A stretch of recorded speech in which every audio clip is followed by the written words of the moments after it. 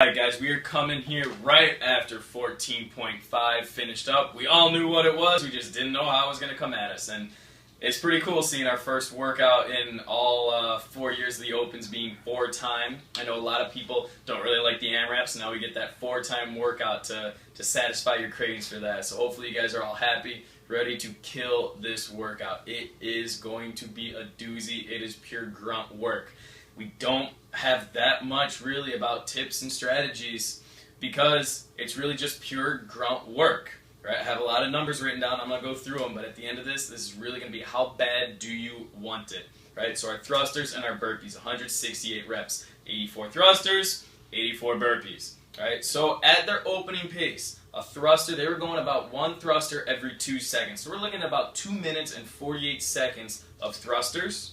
And then if we do it on burpees, there was about 3 seconds per burpee in the beginning. So we're looking at 4 minutes and 12 seconds of burpees, right? So that if you add those up, it equates to a perfect 7 minutes of pure work.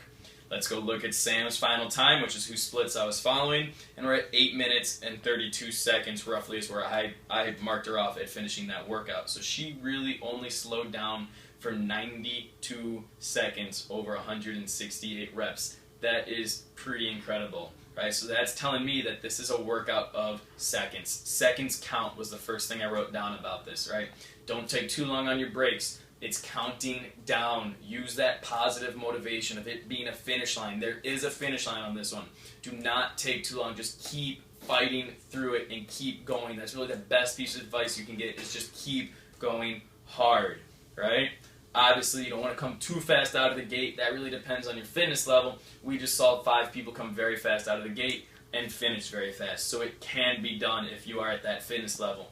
Looking at the movements, we got a thruster, which is a hip extension into a shoulder press. Then we got our burpees, which is a hip flexion extension with a shoulder press and then into a hip extension and a jump. So we're looking at similar movements. So when we're playing with those movements, you really don't want to play with them too much. But if you've practiced your thrusters doing more of a back squat instead of a front squat, so if we go ahead and look here on my thruster, instead of dropping all the way down to the bottom, if you've practiced cutting it short by sending your hips back, using your hamstrings to come up with it, more like a low bar back squat, that might save you some time on the reps. But if you haven't practiced it, I wouldn't suggest doing it. On the burpees, don't use your shoulders, right?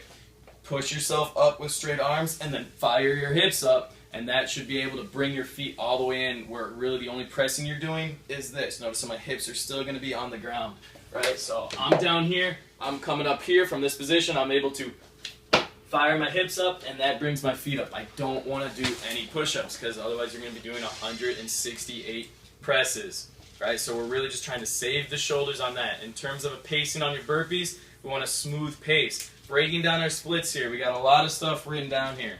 Basically, timing each and every split. The first 4 sets of burpees, our 21s, our 18s, our 15s, and our 12s, all took just under a minute. They were all over 53 seconds and under 60 seconds of burpees, right? So that means Sam Briggs, because this is who I was timing, slowed down 15%, 20%, 28%, and then 40% off her initial time on those burpees, right? So you're slowing down. If you can keep a solid pace, that will prove to be beneficial, right? Or you might just be the type of person that likes to fight off as long as you can, going as fast as you can, which is what Sam did, which keep in mind, those first 4 sets of burpees are each going to be about a minute.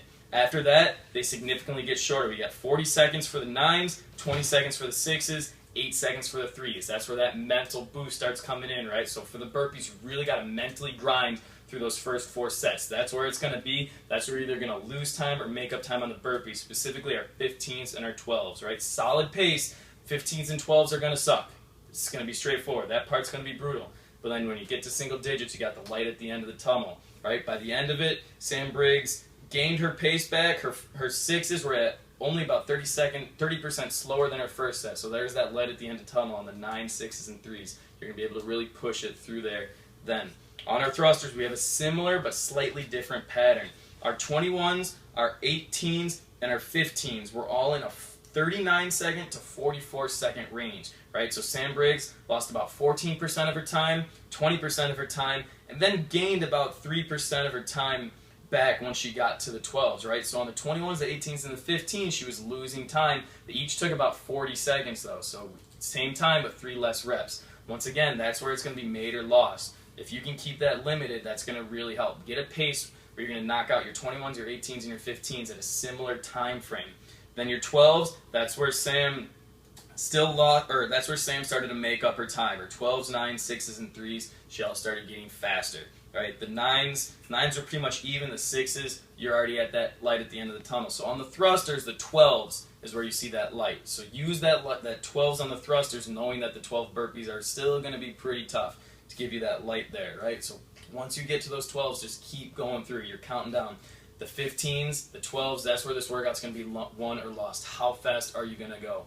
In terms of breaking it up, splitting it up into reps, it's really going to come down to your proficiency in these movements. We're going to follow this up with some posts on how we're going to actually do our reps, but really our first advice is take a look at yourself. How good are you at these movements? Sets of 3 in the beginning are going to be good, but your 12s, 9s, 6s, and 3s should all be unbroken, but keep the sets light.